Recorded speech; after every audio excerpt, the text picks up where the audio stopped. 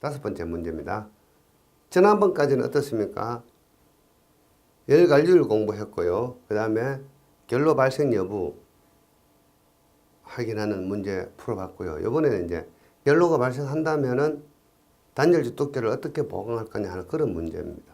자, 그래서 다음의 콘크리트 벽체에 대해서 열통과 저항을 구하고, 요까지는 우리 많이 해봤죠. 실내 측의 표면에 결로가 발생하는지를 판단하라. 발생한다면은, 자, 그러면은 이런 문제를 가만히 보면 당연히 발생하겠죠. 문제를 풀다가 발생하지 않는다고 나오면은 자기가 문제를 잘못 풀었다고 생각하시면 돼요. 결로 방지를 위한 단열재 두께를 산출하라. 두께까지 산출해야 되기 때문에 당연히 결로는 발생을 하게 됩니다. 자, 문제 조건을 봤을 때는 어떻습니까? 저렇게 되어야만 당연히 다음 문제를 풀 수 있는 거 아닙니까? 이 문제는 그런 어떤 뉘앙스가 숨어 있습니다. 그래서 외기 온도가 주어지고 실내 온도가 주어지고 실내 공기 노점 온도가 주어졌습니다. 그리고 람다 값이 전부 다 주어졌죠. 그 다음에 외기 측, 내기 측 열 전달률이 주어졌다. 그래서 이러한 경우는 그림을 제시하는 경우도 있고 제시하지 않는 경우도 있습니다. 만약에 제시하지 않는다면은 이 내용을 보시고 여러분들이 그림을 이렇게 그려 보셔야 됩니다. 자, 이 그림에다가 문제 조건을 다 표현해 보겠습니다. 이 파란색 이렇게 이제 콘크리트 벽체가 있는데 콘크리트 벽체의 두께는 여기까지입니다. 두께는 100mm이고, 자, 알파 O 벽체 표면에 전달되는 열 전달률, 외부의 열 전달률은 23이고, 요 내부의 열 전달 요 부분의 알파 I 값은 10이고, 그 다음에 실내 온도 TI는 20도씨이고, 실외기 온도는 마이너스 8도씨이고, 벽체의 람다 오hm 값은 1.615 이렇게 주어졌다. 그래서 이 상태에서 결로가 발생하는지 여부를 판단을 해보라. 이때 노점 온도는 12도씨이다. 이런 뜻이 되겠습니다. 그래서 결로 여부를 판단하고, 만약에 결로가 발생한다면 여기에 단열재를 추가를 하는데 이 단열재 두께를 L2를 얼마나 할 거냐, 이런 문제가 되겠습니다. 이때 사용되는 단열재의 어떤 람다 값은 0.17이라고 문제 조건에 주어졌다. 이렇게 생각하시고 문제를 풀어보시면 되겠습니다. 자, 그래서 문제 조건을 이렇게 그림으로 표현한 상태에서 이제 제일 먼저 구해야 될 내용들이 뭡니까? K, 열통과율을 구해야 되겠죠.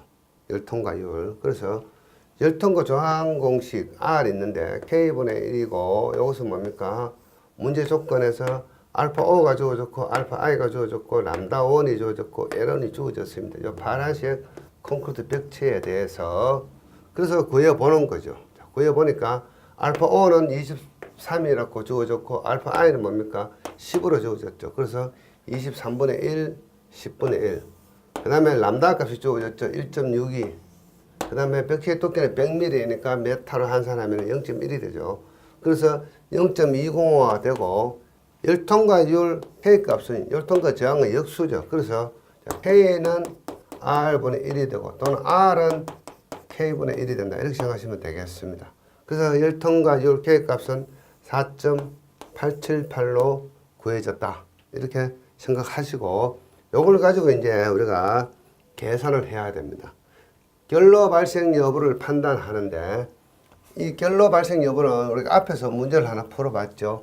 여기에서 요 콘크리트 벽체 요 부분의 어떤 온도, 표면 온도 TS를 구하는 거죠. 이 TS가 노점 온도 12도씨보다 크면 결로가 발생하지 않고, 요 TS가 노점 온도 15도씨보다 적으면 결로가 발생을 한다 해서, 이 벽체 표면 온도 TS하고 노점 온도 12도씨를 비교를 해야 되기 때문에 이 벽체 표면 온도를 구하면 되겠죠. 그래서 벽체 표면 온도를 구해본다면은, 자, 이 벽체 표면 온도 구할 때 항상 우리가 해야 될 행위가 뭐라고 말씀드렸습니까? 열 평형식으로 구한다. 이렇게 말씀을 드렸죠. 그래서 평형식을 수립을 한다.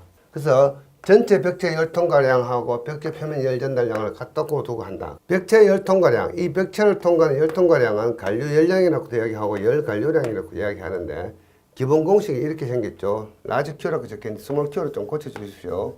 Q는 KA 델타 T, 즉 KA하고 실내 온도하고 실외 온도의 차, 요걸 하면 전체 관류 열량이 되겠죠. 그래서 전체 관류 열량은 4.878은 앞에서 우리가 K값이 구해졌고요. 면적 요소 A가 있고 그 다음에 20 마이너스 8 이렇게 하죠. 그래서 4.873 곱하기 28A라는 값으로 구해졌습니다. 요거는 뭡니까? 전체 값이죠. 전체 열통과량이고 그 다음에 요 표면의 열통과량을 구해보겠습니다. 벽체 표면의 열전달량은 자 Q 스몰 s로 표현하겠습니다. 알파 I 값이 문제 조건이 주어졌습니다. 알파 I 값은 10이 주어졌고 그 다음 면적이 있고 그 다음에 요 부분 요 TS하고 요 TI 20도씨 관계. 그래서 TI 마이너스 TS 실내온도 20도씨에서 TS를 빼주는 값이 그래서 10 곱하기 A가 곱하기 갈로 20 마이너스 TS 값이 되는 거죠. 요거. 그래서 요거하고 등식을 수립하면 되겠죠. 이퀄로 하면 됩니다. 그래서 요 식을 우리는 1식이라고 이야기하고 요 식을 2식이라고 이야기한다면은 1 이퀄 2인 놓으면 되겠죠. 그래서 여러분 실제로 시험장에 가셔갖고 이렇게 복잡하게 적을 필요는 없습니다. 요렇게 적어 주시면 돼요. 지금 제가 말씀드리는 요 부분 요 공식 Q는 4.878 곱하기 28A 요거 하고 그 다음에 QS는 뭡니까? 요거 10 곱하기 A 곱하기 20 마이너스 TS 요거 두 개를 등식으로 놓으면 되겠죠. 그래서 시험장에 가셔갖고 요렇게 한번 적어 주셔도 됩니다. 여러분들 실제 시험장에 답안지 적을 때는 요것만 적어 주셔도 돼요. 요것은 뭡니까? 제가 여러분들에게 이해를 돕기 위해서 설명을 하는 거고 실제 답안지에는 요것만 적어 주셔도 돼요.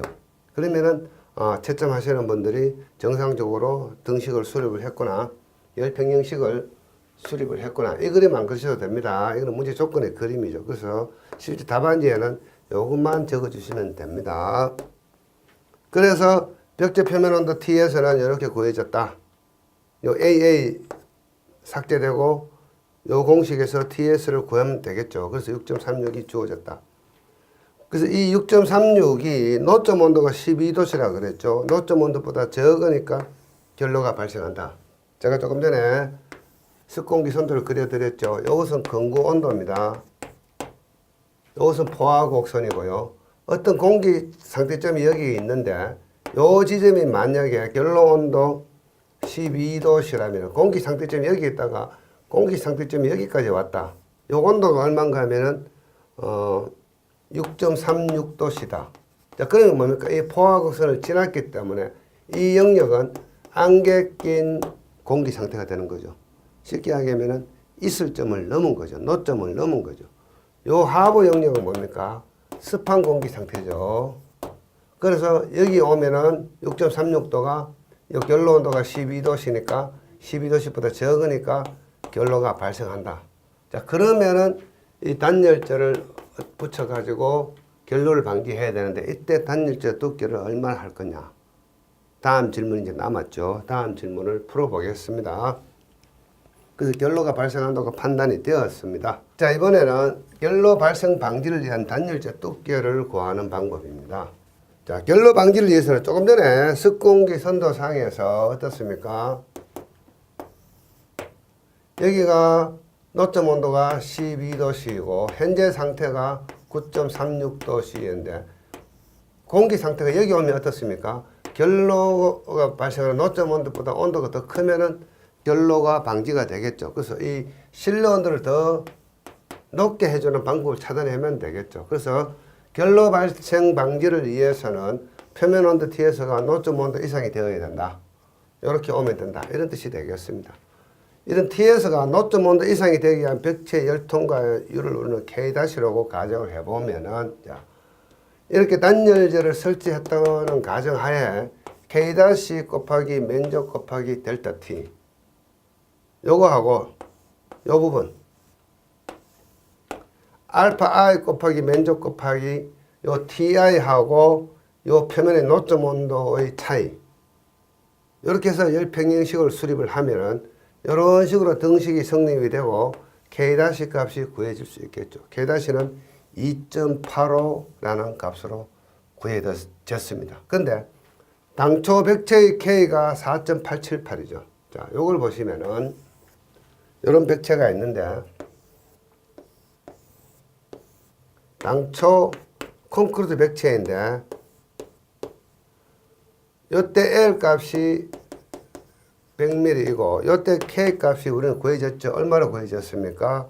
2.857로 구해졌고, 만약에 단열재를 이렇게 추가한다면은 여기에 L2라는 두께 단열재를 추가한다면은 그때의 K- 값이 있는데 이 K- 값이 이렇게 구해졌습니다. K-가 2.857이네요. K 값은 4.878. 저 잘못 적었습니다. 조금 전에 구했던 K 값은 4.878이고 이번에 이 구한 K- 값은 2.857 이렇게 구해진 거죠. 이렇게 해서 이 단열재 두께 L 구하기 위해서는 이번에 이 두께에 대해 가지고 전체 값을 구해보는 겁니다. 그래서 이때 열통과 저항 R 값을 구하는데 R 값은 K-분의 1이 하나 있고요. 원래 이 백체의 K 값이 있겠죠. K분의 1이 있고요. 그 다음에 우리가 어떻습니까? K분의 1은 람다분의 L이라는 기본 공식이 있죠. 그래서 이것이 L2라면은 람다2분의 L2라는 공식을 동원하면 전체 어떤 K-분의 1하고 같아지겠죠. 근데 람다2는 문제 조건에 주어졌습니다. 0.17. 그래서 자, 조금 전에 구한 2.857분의 1은 4.873분의 1. 요거는 뭐 K 값이고 요것은 K- 값인데, 자, 요건 뭡니까? 0.17이 주어졌고 그 다음에 L2 값이 주어졌죠. 그래서 여기에서 우리가 모르는 L2 값을 구해낼 수가 있겠죠. 그래서 L2는 25mm로 구해졌다. 그래서 이 L2는 25mm 하면은 온도가 여기까지 12도씨보다 실내 온도가 커진다. 그래서 결로를 방지한다. 이런 뜻이 되겠습니다. 자, 요 습공기 선도는 여러분들 저 교재 밑에다 이렇게 넣어 놨습니다. 그래서 우리가 문제 풀이할 때 나와 있던 노점 온도의 개념, 습공기의 온도를 낮추면 어떤 온도에서 포화 상태가 되는 온도.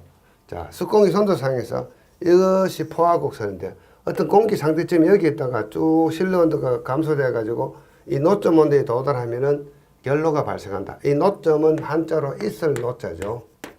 있을 노자. 그래서 있을점이라고도 이야기합니다. 노점, 있을점. 또는 이슬에 맺히면 이 영역은 안개 낀 공기가 되고 이 하부에는 습공기, 습한 공기가 되죠. 그 습공기 상의 노점 온도는 여기에 다 표시가 되어 있습니다. 여기에.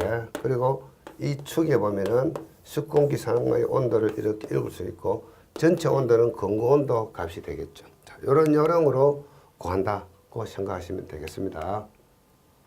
자, 문제 5번 이렇게 마치고요.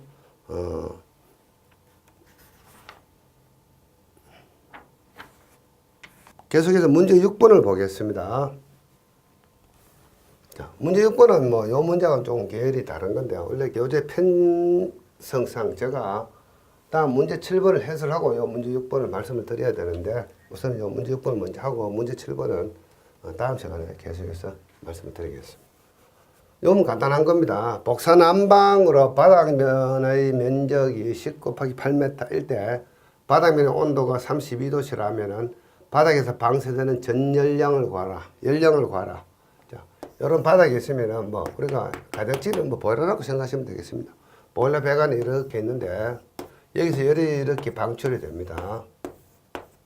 방출이 되는데 이 바닥의 면적이 얼마인가 하면은 10 곱하기 8m로 되어 있고 이 바닥의 온도가 32도씨로 되어 있다면은 자, 여기서 방사되는 어떤 이건 파장으로 방사됩니다. 방사되는 전열량을 구하라. 이때 바닥면의 복사율은 입술로는 0.9로 주어졌다. 그 다음에 스트만 볼트만 상수 값이 주어졌습니다. 요거는 뭐 간단합니다. 여기서 방사되는 열량의 공식이 있는데 Q는 입실론 시그마 A T1 4승 마이너스 T2 4승이라고 되어 있습니다. 이것을 스트만 볼트만의 공식이라고 이야기합니다. 근데 여기서는 이제 요 부분이 뭡니까? 바닥이 하나밖에 없죠. 만약 이쪽에서도 뭐 바닥에서 이렇게 방사가 되면 이 공식을 쓰는데 하나밖에 없기 때문에 요 T2, 4는 의미가 없고 요 하나만 생각하시면 됩니다. 자, 그럴 때 이 입술로는 문제 조건에 주어졌죠. 0.9로 주어졌고 스테반 볼트만의 상수값이 이렇게 주어졌습니다. 근데 여기서 주의해야 될 게 하나 있습니다. 이 T5는 뭔가 하면은 절대 온도인데 절대 온도는 273도에다가 문제 조건에 주어진 섭씨 온도 32도씨로 더해야 됩니다. 그냥 32도씨 넣으면 오답이 되죠. 그래서 절대 온도라는 개념이 있기 때문에 273을 꼭 더한다. 이것은 암기해야 됩니다. 그래서 4승을 해준다. 그러면은 이 Q 값이 구해지는 거죠. 그래서 35321 와트가 되고 35.321 킬로와트가 된다. 이렇게 계산을 하는 겁니다. 그래서 여러분들은 스테반 볼트만의 공식 요거 암기하셔야 된다. 그래서 암기하실 때는 Q는 입실론 시그마 A T의 4승이라고만 암기하시면 됩니다. 이렇게만 암기하시면 된다.